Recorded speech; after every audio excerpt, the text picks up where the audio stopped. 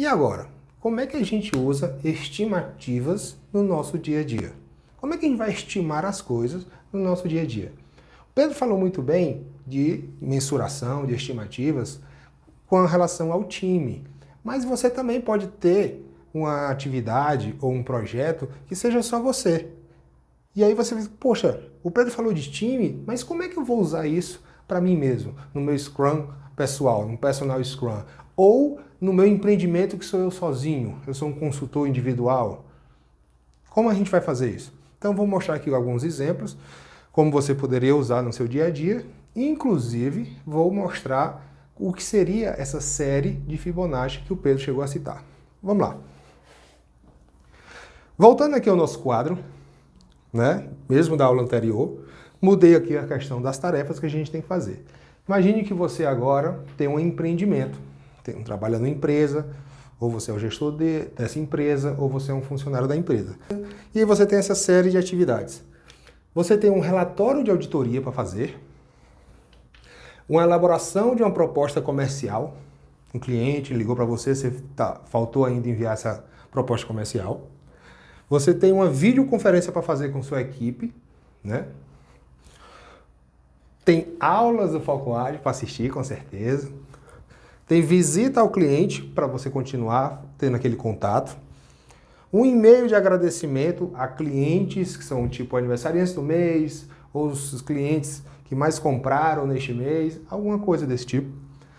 E-mail para a contabilidade. A contabilidade mandou um e-mail para você e pediu uma série de informações que ficou incompleta para ele fechar a contabilidade de alguma venda sua.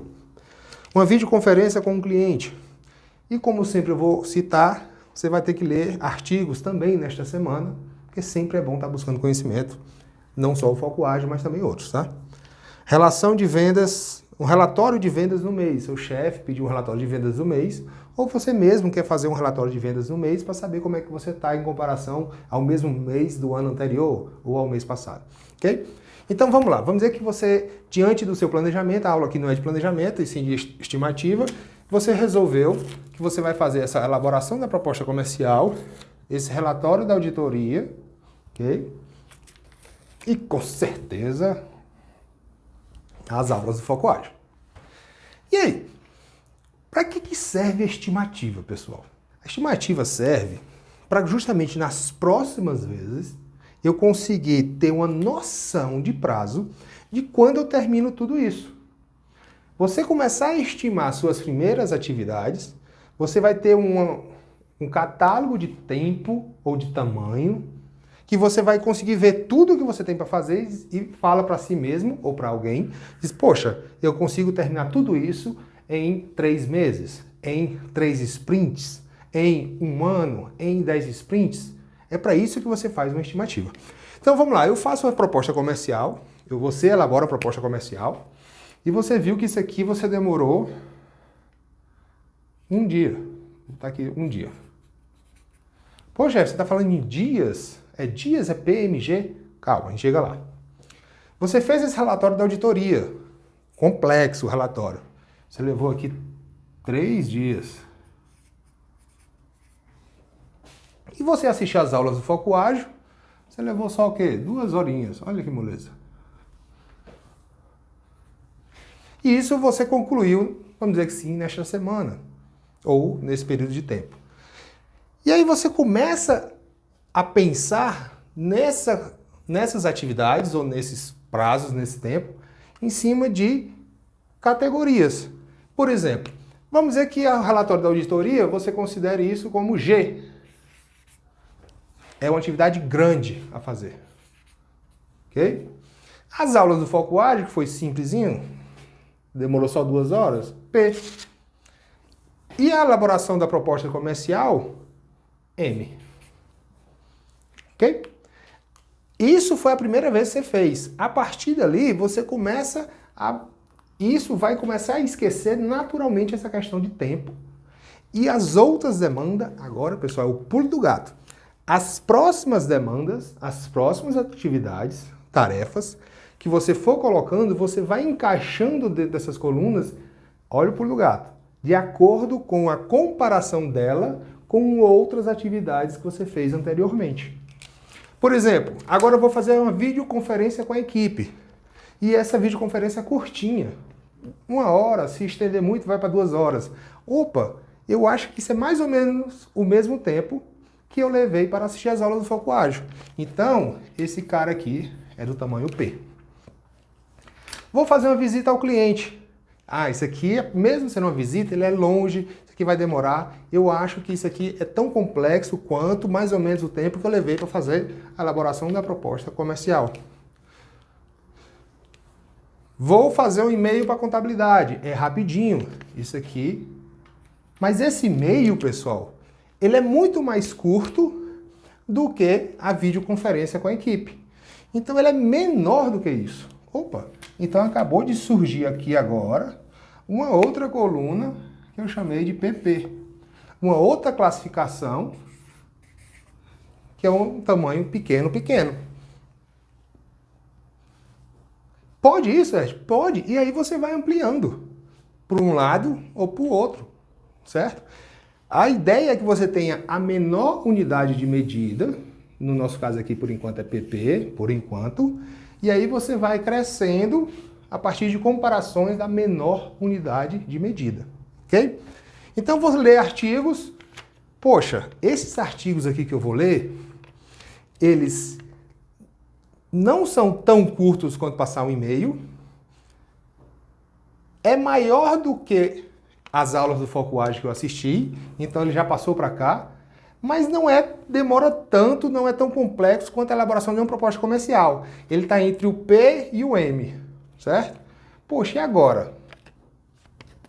Então isso aqui, vou botar aqui um ponto de interrogação.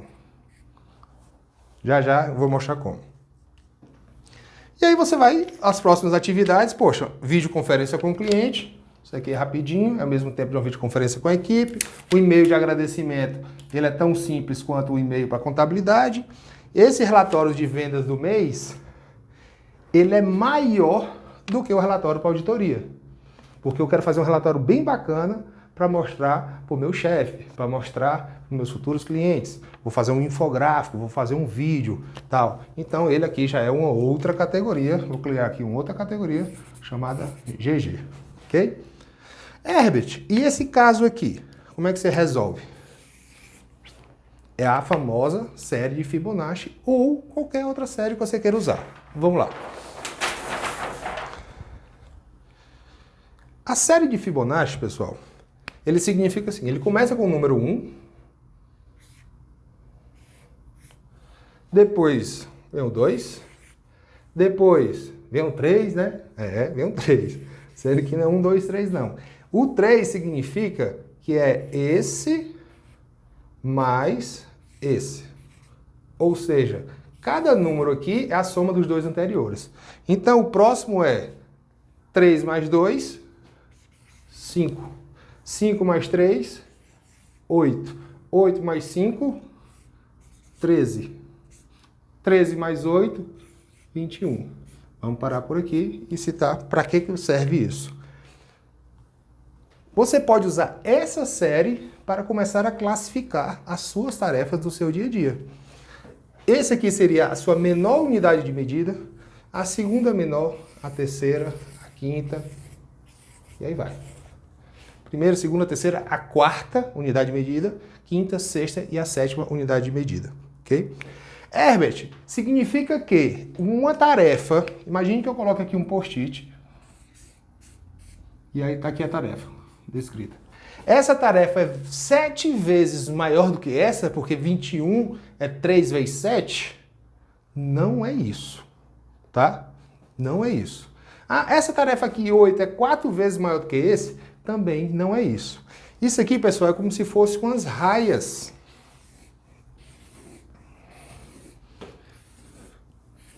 Lembra do PMG? É como se você criasse aqui um PP, aqui um P, aqui um PM. Estou inventando. Aqui um M, aqui um de médio para grande, aqui um grande e aqui um GG. Seria a mesma coisa. Ou o que eu quis dizer com isso? Que esse cara aqui, ele é menor do que este, e ele é maior do que esse. Então, quem tiver aqui, essa tarefa, se ela está aqui, ela está entre essa outra e outra.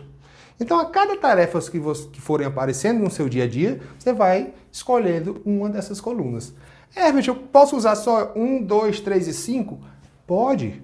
Significa que você vai usar só 1, 2, 3, 4 classificações. Eu posso usar 10? Pode. Eu posso usar 1, 2, 3, 4, 5? Pode.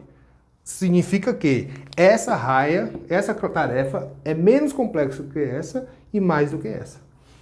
Beleza. E para que serve isso tudo? Vou passar aqui. Ó. Vamos voltar.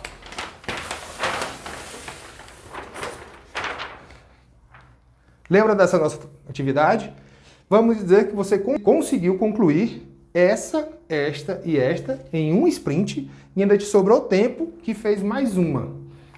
Então vou tirar esses post-its aqui. Olha que bacana agora.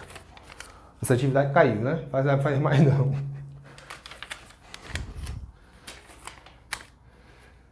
Uma, duas, três, quatro. Você concluiu essas 4. Então significa, meu amigo, que você, em um sprint, tem condições de fazer 2 vezes um PP, uma vez um M e uma vez um G. Esta é a sua capacidade produtiva. Então, na semana seguinte, saiba que você vai conseguir colocar 2 PP, um M e um G. Poxa, chefe, e se na semana seguinte não tiver 2 PPs? Aí você tenta fazer 2 M's e um G, 3 M's e um G. Imagine que numa outra semana você consiga fazer 2 vezes M e 1 vezes G. Na outra semana você de novo faz 2 vezes o M, 1 vez o G. Então você consegue começar a entender quantos M's, quantos G's, ou seja, quantas tarefas medianas, quantas tarefas complexas você consegue fazer em uma semana. Aí numa outra semana você terminou e viu que só deu para fazer 2 G's e nada mais. Então saiba que quando você tiver 2 tarefas do tipo de grande complexidade, você não consegue fazer mais nada. Imagine a última semana você só conseguiu fazer uma tarefa GG. Última semana não, ou várias semanas. Então saiba que quando você tiver uma tarefa de alta complexidade, você só consegue fazer ela na semana inteira. Então isso aqui, pessoal, serve para você começar a ter uma previsão muito boa. Para você começar a ter uma previsão muito boa de estimar o seu tempo. Certo? Se você tiver uma série maior assim, em vez de só 4, tiver 6, 7 colunas, você vai começar com o tempo analisando e fazendo estatísticas para saber, poxa, quantas atividades do tipo 3 eu consigo fazer em uma semana? Quantas do tipo 5 eu consigo fazer em uma semana? E aí você consegue dar previsões de prazo muito mais assertivo, baseado no tempo, na estatística do seu passado. Isso é bacana quando você precisa dar um prazo para um cliente. Sabe aquele cliente que quer te pagar por um serviço, mas ele só paga se você der um prazo? E você sabe que dar um prazo é extremamente incerto. Mas se você tem um histórico desse de mensuração, você pega aquele pedido daquele seu cliente, quebra ele em tarefas, diz, olha, para eu concluir esse pedido eu vou quebrar nessa. Aí tem 7 tarefas. Dessas 7 tarefas, 5 são grandes e 2 são pequenas. Poxa, então já sei que isso aqui vai demorar 5 sprints. Cliente, em 5 semanas eu te entrego.